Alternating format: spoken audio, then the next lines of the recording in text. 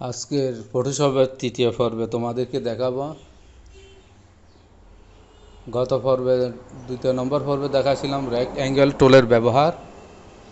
আজকে হচ্ছে লেসো টুলের ব্যবহার।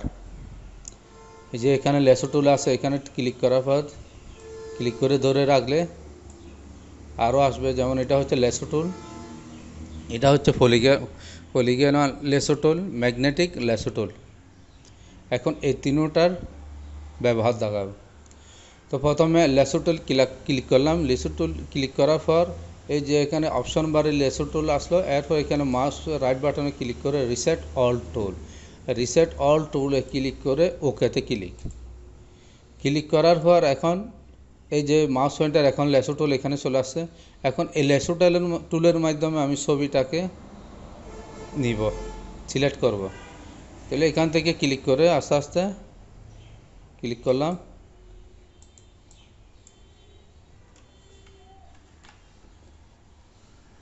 এখান থেকে মাউসের রাইট বাটনে ক্লিক করে চেপে ধরে আস্তে আস্তে নিব, সোজা ছবি বরাবর নিব, এরপর এদিকে নিব, এই বরাবর নিব।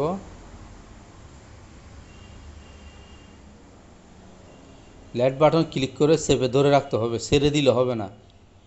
ছেড়ে দিলে প্রথম থেকে আবার শুরু করতে হবে। এভাবে দিয়ে তারপর দিব। প্রয়োজন বোধে কাজটা আরও সহজ করার জন্য ছবিটা জুম করে বড় করতে হবে। বড় করে তারপর কাজটা আরও সহজভাবে করা যাবে। এভাবে ক্লিক করে চেপে ধরে ছবির চারপাশে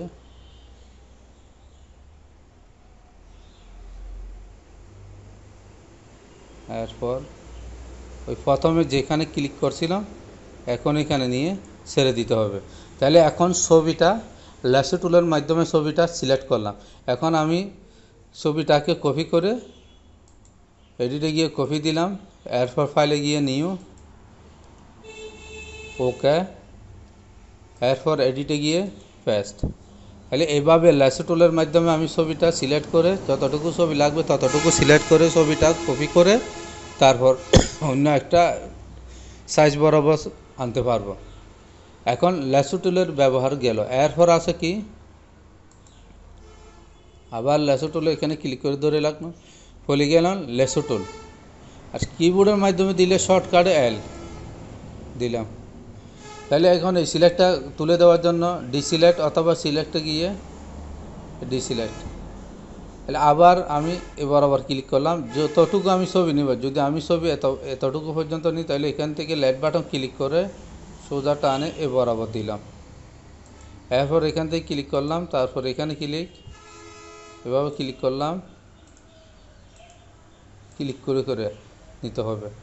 ওইটা লেসো টুলে প্রথমে ক্লিক করার পর সোজা ছবি বরাবর নিতে হয়। এটা প্রত্যেকটা ইয়াতে ক্লিক করতে হবে, ক্লিক না করলে এটা ধরবে না। লেফট বাটন ক্লিক করে করে নিতে হবে। এটা কাজ যত ভালো করে করা যাবে তত সুন্দর হবে।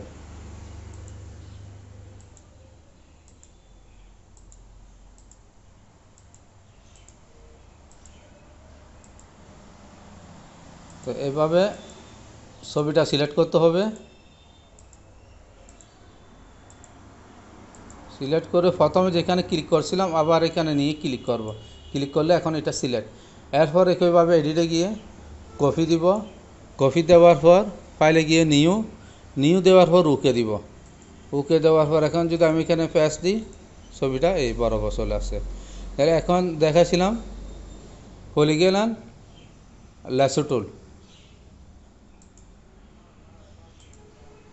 এরপর আসবে কি ম্যাগনেটিক লেসো টুল।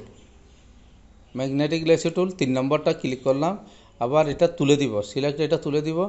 সিলেক্টে গিয়ে ডিসিলেক্ট দিলাম। দেওয়ার পর ছবি আমি যেখান থেকে নিব, যদি পুরো ছবি নিই পুরো এখানে ক্লিক করব। ক্লিক করে এটা শুধু মাউস নিব, ক্লিক করতে হবে না, ছবি বরাবর নিয়ে যাবো তো শুধুমাত্র মাউস। কিন্তু এটা হচ্ছে ওই পলিগনাল লেসো টুল, এটা সহজ, এটা ভালো। ওইটা একটা জায়গায় ক্লিক করলে আরেকটা জায়গায় নিয়ে পড়ে ছবিটি। ম্যাগনেটিক লেসো টুল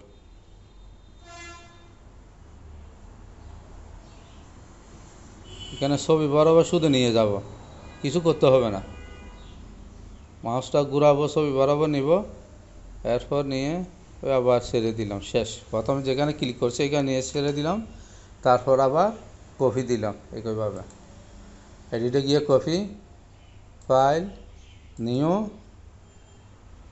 ওকে, এরপর পেস্ট দিলাম। তাহলে এটা হচ্ছে কি ম্যাগনেটিক ল্যাসো টুলের ব্যবহার।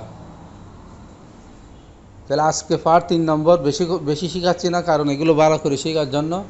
শুধুমাত্র আজকে শিখেছিলাম 3 নম্বর পার্টে ল্যাসো টুল, ম্যাগনেটিক ল্যাসো টুল, পলিগনাল ল্যাসো টুলের ব্যবহার।